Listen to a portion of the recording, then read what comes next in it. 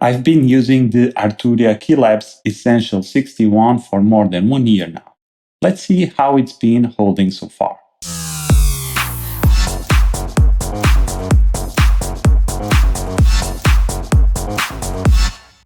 Hi, my name is Tiago Duarte and welcome to Daily Beats, where I teach you how to master the software so that it's just you and music.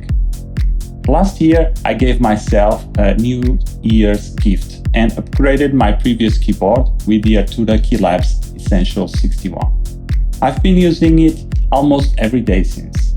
If you want to take a look at the review I did about the keyboard, I will link the video here and in the description. This video is not sponsored. I bought this keyboard with my own money. But Arturia, if you are watching, I don't mind having a sponsor. If you are new to the channel, subscribe and activate the notifications so that you know when I publish videos about music production. You can also take a look at the dailybeats.pt and buy beats, sample packs, plugins and tutorials. We also have a merch store with t-shirts and hoodies like this one. One of the things that I've been integrating more and more in my productions is automation. This is especially true when I'm producing techno. Electronic dance music requires way more automation than hip-hop.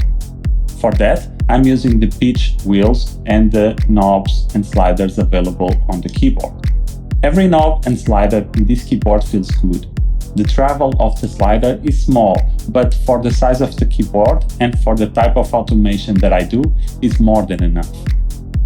The knobs have infinite rotation and they have resistance when you move them, so it's easy to control for small and big movements. When I record pitch bends, I would like to have the wheel next to the keys, but having it on the top does not make too much of a difference. The pitch bend wheel also has a nice tension, which allows me to control the bend reasonably well.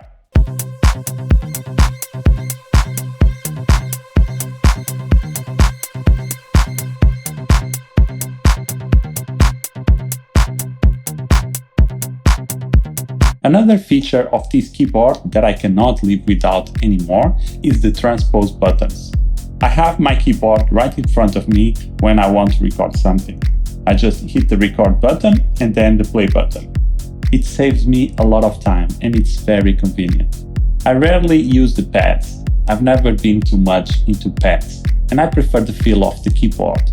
But the pads feel really cool and light up when you click them. There are a ton of features on this keyboard that I do not use. I think that a lot of controls and functions that the keyboard provides, I'm used to doing them with the mouse. At the end of the day, I make music on the computer. I'm not doing live performance and I rely on the mouse for most of my work. The keys are not weighted, so you will not get true piano feel. Weighted keys are the keys you will find in real pianos with strings and hammers and in high-end digital pianos. The keys on the Keylab 61 are semi-weighted. They are not too hard to press, and that is an important thing for me. When I had my previous M-Audio MIDI keyboard, I would get pain in my hands when I would practice piano. It required a lot of strength in my fingers to press the keys. The keys on the Keylab 61 have a more gentle touch to them. I can practice for the same amount of time and not feel pain in my hands. That being said, this is not the best keyboard to practice or to learn. You can definitely do it, but it's not going to be the best option in the market. I will definitely recommend this keyboard to anyone who wants to make music with a DAW. If you want to learn piano, I would go for a keyboard with integrated sounds, because this keyboard requires a laptop or a computer to generate sounds. You need to connect to the computer using USB or MIDI and have a DAW or a standalone application that can interface with the keyboard. The keyboard sends MIDI data to the computer, which will, in turn, reproduce the sounds. Because of this, you might get a higher level of latency. Latency is the time that takes from the moment you press the key is sent via MIDI to the computer, and the application processes the note and plays the sound. The longer information has to travel, the higher latency you will get. When you just want to learn how to play piano, having a keyboard with integrated sounds will have way more responsive keys and less latency. The keyboard has 61 keys, as the name implies, and I feel that I've never needed more than that. For studio work, this is more than enough for me. If you want to build a studio and make music, I would highly recommend getting at least 61 keys.